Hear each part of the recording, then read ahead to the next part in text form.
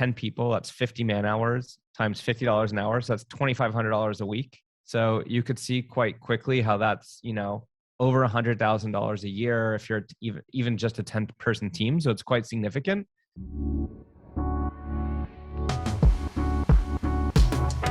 All right, everyone, welcome to the webinar. Nick, welcome. Thank you so much for being here. Thank you for having me. Nick is the founder of Leverage, and he has a lot to share about how many awesome things you can do when you use Asana, but the right way. So welcome, Nick. Awesome to be here, and hello, everyone. All right, so we all know the tool Asana probably, or any other work management tool, right? Today in this webinar, we really want to focus on some real client experiences of Leverage. I'm really happy that you are going to talk about those experiences today. We already said that Asana is a work management tool, but can you explain to our audience what Asana actually can do for teams, especially remote teams? I mean, we've had so many clients at this point that we've helped roll out Asana. And just like any tool, it's only as good as knowing when to use it and how to use it. And when to use it is the first part that we teach, right? Because if you don't know the purpose of the tool and when you should even think to open it up, knowing all the bells and whistles don't really help. But in general, we find that if you're using that tool properly, it's easily 5+ hours a week per person in a company that you can get back. We've had clients tell us that they've saved much more. We've had clients actually tell us that they've closed their biggest deals and kind of get ahead of competition because the clients trust them more that they're going to deliver because they can see that they have a system that's reliable. Cool. And let's say a person saves around 5 hours on average a week, or a team. With a 10-people team, like, what is the impact of using Asana? You could do the math and just know like the bottom line cost. Like if the average hourly rate is say $50 an hour and there's 10 people, if you say 5 hours a week per person, right? So 5 hours a week, 10 people, that's 50 man hours times $50 an hour. So that's $2,500 a week, right? So you could see quite quickly how that's, over $100,000 a year if you're even just a 10-person team. So it's quite significant. But even I would say as important or even more so is the culture impact. High performing people don't want to do busy work. They don't want to be in a scavenger hunt. They don't want to be spending more time working on work than getting the work done themselves. They don't like chasing people. They don't like not having the confidence that things will get done and that anxiety that causes. I would say, Nina, from the time savings, which translates directly to bottom line, there's a culture impact, and then that better culture will allow you to retain better people and attract better people, which has second and third order effects that are really beneficial for companies. So I've given a lot of talks about operational efficiency, and what we found at Leverage from working with small 2-person financial advisory firms up to literally the Fortune 300, not 300, the Fortune 3, is every company, no matter industry or size, there's 3 things you have to be thinking about, no matter what, to be operationally efficient and to have a high-performing team. So the framework is CPR. It stands for communicate, plan, and resource. I don't care what industry or size, every business, like you right now, you have to communicate with people internally with your team, externally with clients or vendors. P is for planning. You have to plan. You have tasks and projects. Work needs to get done. Again, like no matter the size or industry, work needs to get done.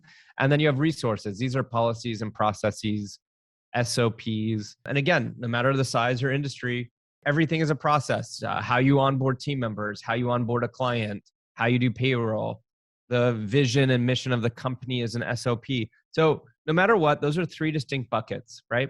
And most companies don't have a strategy in terms of when something should live in each bucket, right? Typically, email is kind of the oldest productivity tool that we're all used to. And you use email as a Swiss Army knife. It's your internal communication tool, your external communication tool. You use it to manage your tasks, your projects. That's suboptimal. Certainly people do that, but there's now just in the last few years, there's all these tools like Asana that solve certain problems that are just far beyond using text or email or any of these other tools, right? And beyond, it's not just about knowing Asana. You have to, again, know when and how to use Asana. So when I explain this, Nina, what I like to say is, imagine your team were to go camping in the forest. You would need walkie-talkies to communicate with each other, but you would also need a map to navigate out of the forest. So things like Slack or Microsoft Teams or email, those are walkie-talkies, like big company announcement. Hey, we're going to take Friday afternoons off. That's not a task. That's just you want to tell someone something, right? But if it's like, hey, Nina, please organize this webinar that we're doing today, and we need it done by Friday. I need to be able to hold you accountable. You need to make sure that that gets done. There might be a bunch of back and forth related to that task that all needs to be contained in one place. And that's when we would use a work management type of tool like Asana, right? And there's a lot of tools out there as well. We're partners with Asana for multiple reasons. We found it to be the most robust work management tool out there because not only is it robust for yourself and for managing tasks, but it's got all this advanced functionality for projects that also roll up into portfolios where you could oversee a group of projects and know people's work. It helps you to answer questions like, who has capacity? What's the workload? What needs to get done? What's past due that I asked someone else to do? What's blocked that's dependent on you completing something? And it's very intuitive, great mobile app, great desktop, web app and app. But that's the purpose, is to be able to know what your priorities are, know the priorities of your immediate team, know what's past due that still needs to get done, and also just to eliminate that scavenger hunt. Like, you want the name of the game with any of this stuff, which most people make this mistake, right? Most people are at full capacity and they're just trying to get stuff done as quickly as possible, like get things off their plate. So what they're doing is, you're working 50, 60, 70 hours a week. You're just optimizing for transfer of information. Like, hey, Nina, like, get this done. And I might text you, I might WhatsApp you, I might email you, kind of whatever is open at that time, right? That's a bit easier for me, but I'm making life much harder for you because now you've got to look in 27 different places and you don't have kind of one clean place to know, what do I need to do today, right? Like, that's probably one of the most important questions that your team members need to be able to answer is, what do I need to do today? And if information's fragmented across so many different tools that all have different types of functionality that are built for different purposes, they can't answer basic questions. So although you just made your life easier, you've just made every team member's life harder. And so at Leverage, what we talk about is, how do we shift the mindset from optimizing for speed of transfer of information? And when we do consulting with companies, this is a large part of the strategy, is we got to shift the strategy inside of an organization from optimizing for transfer of information to optimizing for retrieval of information. And just imagine if you get alignment from everyone in your company, everyone takes that extra second. They're not just being selfish to get whatever is quickest off their plate, but everyone takes pause. If everyone takes that extra 5 seconds to put it where it belongs, with a due date, to the right person, in the right project, and everyone's aligned around this, in the moment, it takes you an extra 5 seconds. If everyone buys into that, you're going to be saving that 5 hours a week. Does that make sense? That makes total sense. And I'm actually getting some questions as well, because obviously this could be helpful for large companies, large teams, remote teams. But all right, what questions are we getting here? Yeah, so can you talk a little bit more about, like, is this, for example, if you're a plastic surgery company or a real estate company, like also non-tech businesses can benefit from this? Yeah, like I said before, it doesn't matter your size or your industry. Every business has work that needs to get done. And look, depending on the type of business you're in, you might need really complicated workflows and dependencies. And, on Asana, the higher tier programs, you get things like work capacity and portfolios, which might be overkill. Like, you just might need kind of the premium version and just use the tasks and projects. But it doesn't matter. Even if you're a solopreneur, you should use this tool because you need to track, even just for yourself, what needs to get done. but the benefits compound exponentially because as your team grows, complexity increases exponentially with team size. So going from a 10-person to an 11-person team, it's not like a 10% increase. It's like a 20% increase of complexity. And it grows exponentially. So as you grow, you need to really align your team on how work gets done and where work gets done. It doesn't matter what business you're in. And what about the implementation of Asana? Because there are some people here, they already use Asana and they say, well, I have Asana. I think I'm doing it right then. What about that? Well, that's a good question. Look, the sooner you get this, the easier it is, right? We've worked with teams and organizations in the thousands, and it's so much harder, no matter the transformation you're trying to make, whether it's culture. Well, this touches culture because we're trying to change the way work gets done. But any change you try to make, the larger the group of people, the harder it is. So the sooner you do this stuff, the quicker it is to save time, and then you can reinvest that time into other things. But yeah, the sooner the better. And what was your other question?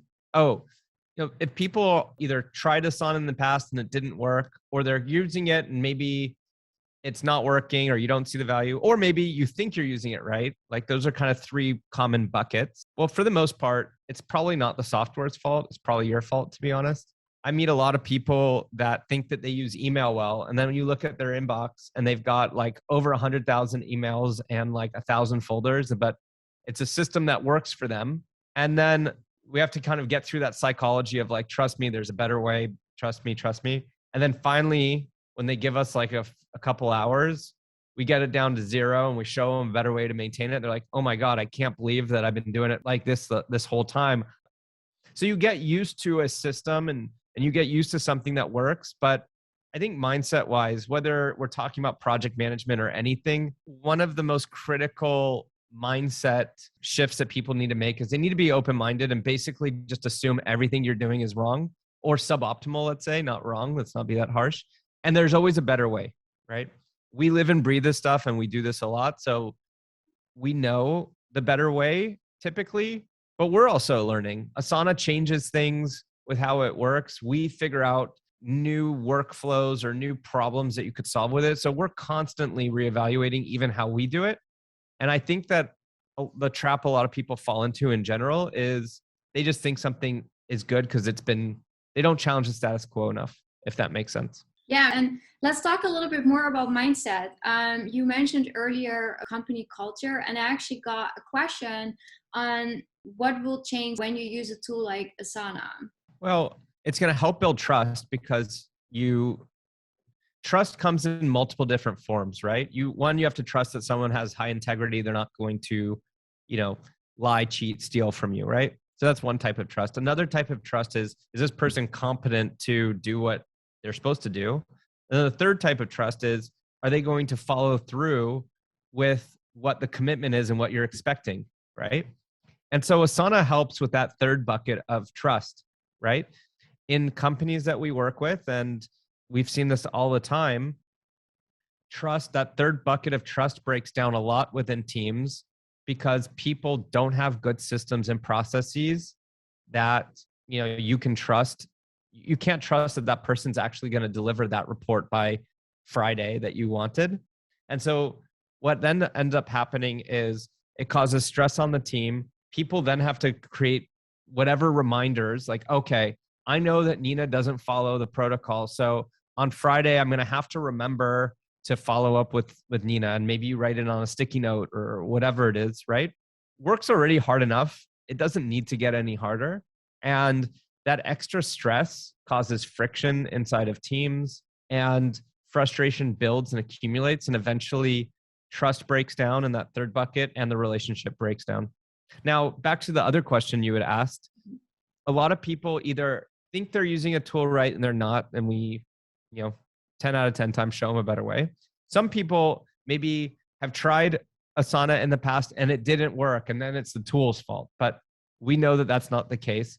Most of the time, it's not the fault of the tool. It's people's lack of understanding what problem that tool solves, when to use that tool, and how to use that tool. And once you know that stuff, it's pretty much a lock that this is going to add a ton of value for your business. And talking a little bit about like how to use the tool, how does Leverage know if clients or future clients do not use the tool right? Like, do you have some sort of assessment for that, or? Yeah. So we have an assessment. We've built even like software that we can analyze how people are using a tool and following kind of the best practices that we've identified. And then when we work with people, yeah, we're kind of going through a checklist of what we've defined as the best practices of using the tool, right? So there's a lot of places to look. This is how you create a task. This is how you create a project. We've invested so much into the research of how do you best use this, and when should you reassign a task back to someone? When should you, what's the protocol? If you want to mark complete, under what situation should you write a comment and not write a comment? Like, there's nuances that might sound very detailed, but it's really what makes the difference between getting value out of the tool and using it right and not. And it always starts with when to use the tool. Yeah. The most common issue is people are using communication tools when they should be using a work management tool. So I got a question here. Isn't then this just another way for managers to like micromanage? It's a way to hold people accountable. And if anything, it helps do the opposite. So sure, like it increases transparency, right? So if your employees don't want transparency, I think that's a bigger issue. The tool gives reporting and so much data. Like, I could know right now, what are all the things that I've assigned that are past due? I can know what are all the things that I assigned that got done in the last week. I don't have to chase people as much because I've given them a tool that they can use to help be successful. And what I see in companies is when they don't have this, there's way more micromanagement because there's a lot more chasing and a lot more anxiety, and a lot more balls that get dropped, which then perpetuates this issue of having to micromanage because you don't have a system you trust that work will get done. So I think it decreases, not increases, micromanagement. We have one more question here, and this is about the number of tools. Like, obviously, so many tools out there these days. And I think especially for businesses that are not maybe tech savvy, they have no clue what to use. So let's say they use email and Slack. Why adding also Asana to their Yeah. sort of toolbox? Look, it's a balance, right? Like, everyone's heard, you've heard of Dropbox, right? So just like in Dropbox, you don't want to have 10,000 folders with one file in each folder. And you don't want to have one folder with 10,000 files in it, right? It needs to be some in between where you have a folder structure where you have a certain number of folders and you click into a folder and then there's a certain number of files. And you do that because that's the fastest way to find what you're looking for, right? And just like that, similarly with looking at software, you don't want one tool that's a Swiss Army knife, like email, like is what we see. That's the Swiss Army knife, and text. And you're using that for like 10 different purposes. At the same time, you don't want to have 100 tools that you need to be managing. That's also silly because apart from the software expenses, just the overhead and the training, but you need something in between. And it's a balancing act for sure. But that CPR framework, I truly believe like you need a tool for each part of that. Each part of that is a unique problem that you're solving, and you don't want to have hacks to solve core foundational operational efficiency issues in your business. So you need to have that in between. I personally don't see any way around having less than 4 or 5 kind of core tools. Like, you need email, you need an internal communication tool, you need a work management tool, you need a tool to document company knowledge, and there's probably others, but typically 5 to 10 is the average that we see. If you're trying to optimize for having like the absolute fewest, sure, like run your whole business off of email, but it's suboptimal. Like, you're using something as a Swiss Army knife and it's just simply not built. The functionality is not there to answer all the questions that you need to answer. That makes total sense. And well, before we leave, I just wanted to ask you, you said something, we talked a little bit about assessment. Obviously, Yep. Leverage is helping companies setting up Asana. I believe there is a sweet promotion going on right now. Yeah. So we kind of have 2 primary products that that are popular that we help to support entrepreneurs and business owners. One is an Asana Assessment. So yeah, right now we're running a promotion at 50% off. And basically we do an audit of how you've set it up, what problems do you need to solve, what's unique to your business, et cetera. And then basically give you a diagnostic CAT scan on how Asana is being used. We also have a Asana Mastery program, which is a group training model where you get access to our Leverage Academy, where it's video modules that we've built. We have office hours. We have a place where you can ask questions and we give you support. And then we have live trainings and Q&As as well that go along with that. And you mentioned you Leverage is Asana certified partner, right? Yes, we are solution partners with Asana. Is there anything else you would like to share with our listeners? I think that's it. I mean, can't say enough how this tool can really make such a massive impact. You could also check out, if you Google Leverage sprint planning, Asana posted an article on how we do sprint planning. So we run all of our weekly sprint planning in Asana. It has a goals feature. So if you do objectives and key results, you can track kind of progress on company goals. And I mean, I could talk for hours on all the problems that this tool solves, but yeah, check it out. It's great. Thanks everyone for joining today's webinar on Asana. As we mentioned, Asana is an extremely powerful tool. It can totally transform your business and how your team collaborates if you use it properly. And as we've experienced, you can easily save over 5 hours a week per person in your team if you roll this out properly. We don't usually offer any discounts at Leverage, but we're offering a special promotion for Black Friday. And that is a 50% discount on our Asana products. And that's lasting until the end of the month. So go to getleverage.com/Asana, that's ASANA.com, and check out these special offers and book a free consultation call to see how we can help you roll this out to you and